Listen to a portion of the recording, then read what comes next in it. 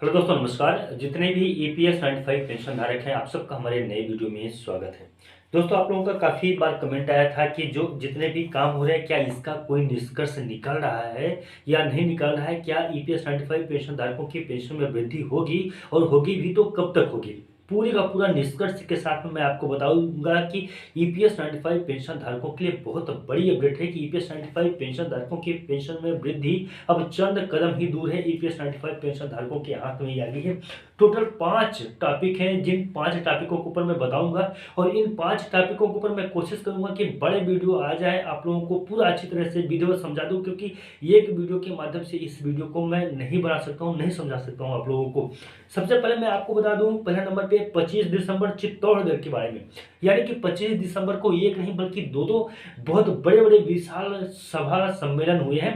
पहले नंबर पे चित्तौड़गढ़ में हुआ है, जिसकी कुछ तस्वीरें आपको यहाँ पे दिखाई दे रही होंगी, जो चित्तौड़गढ़ से ली गई हैं। यह चित्तौड़गढ़ की ये तस्वीरें जो है ना, इस बात को पुष्ट करते हैं, यहाँ पे इतने ज़्यादा भारी संख्या में लोग आए थे, और साथ ही साथ में कई संस्थाओं के जो संस्थापक थे, जो समन्वयक थे, वो वहाँ पे एकत्रित हुए थे, और ईपीएस 95 पेंशन धारकों के लिए ठोस रूप से आश्वासन दिए गए। मिला तो आश्वासन ही है, लेकिन ठोस रूप से आश्वासन दिए गए, और ईपीएस 95 पेंशन धारकों की करो मरो जैसी बात कही गई है।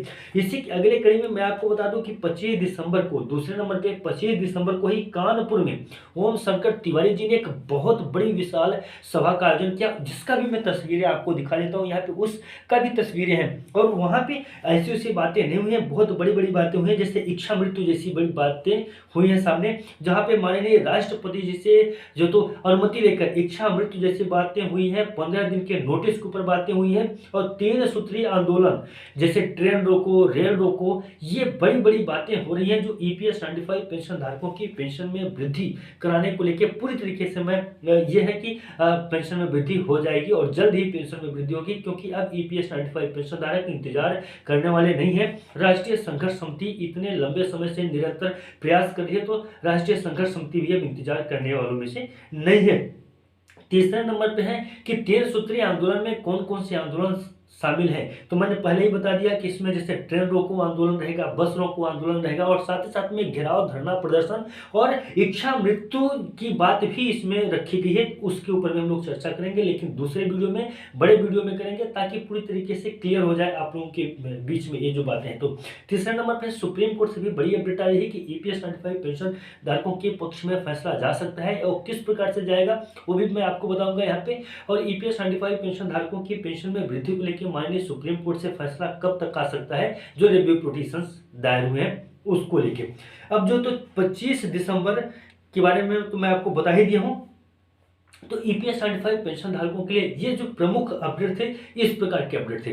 फिलहाल दोस्तों, आपको इन सारे अपडेटों को जानने के बाद, ये जो 5 अपडेटें हैं, इन पांचों के पांचों अपडेटों को जानने के बाद में आपको क्या लगता है ईपीएस 95 पेंशन धारकों की पेंशन में वृद्धि को लेके। देखिए, मैं तो भी पूरी तरीके से श्योर हो गया हूँ कि ईपीएस 95 पेंशन धारक अब अपनी पेंशन से महज कुछ क्षण ही दूर है। ईपीएस 95 पेंशन धारकों की पेंशन में जल्द ही वृद्धि देखने को मिलेगी, लेकिन फिर भी ईपीएस 95 पेंशन धारकों की पेंशन में वृद्धि कब तक होगी, जैसे ये तो बातें होंगी राष्ट्रीय संघर्ष समिति की तरफ से। अगर इन्हीं बातों में मैं और आगे की बात करता हूं, तो जैसे लोकसभा, राज्यसभा में जिस प्रकार से ईपीएस 95 पेंशन धारकों की पेंशन वृद्धि को लेकर बात रखी गई है, वो काफी महत्वपूर्ण इंपॉर्टेंट है। और इसके साथ साथ में आप देखेंगे, अगर कि सुप्रीम कोर्ट पूरी तरीके से तैयार हो गया, बजट जो तो ईपीएस 95 पेंशन धारकों के लिए मिल चुका है, बस पेपर कार्रवाई सुनने में आ रहा है कि पेपर कार्रवाई हो जाएगी, तो बजट ईपीएफओ को मिल जाएगा। ईपीएफओ पूरी तरीके से राजी है कि जैसे ही हमको बजट मिल जाएगा, हम ईपीएस 95 पेंशन धारकों की पेंशन में वृद्धि कर देंगे। श्रम मंत्रालय पहले से ही रेडी था। वित्त मंत्रालय 2023 के बजट में ईपीएस 95 पेंशन धारकों के लिए विशेष प्रावधान जो तो विशेष रूप से ईपीएस 95 पेंशन धारकों की पेंशन में वृद्धि को लेके जो तो विशेष उनको दिया जाएगा। तो कुल मिला के ईपीएस 95 पेंशन धारकों श्योर हो चुके हैं कि ईपीएस 95 पेंशन धारकों की पेंशन में वृद्धि चंद कदम ही दूर है।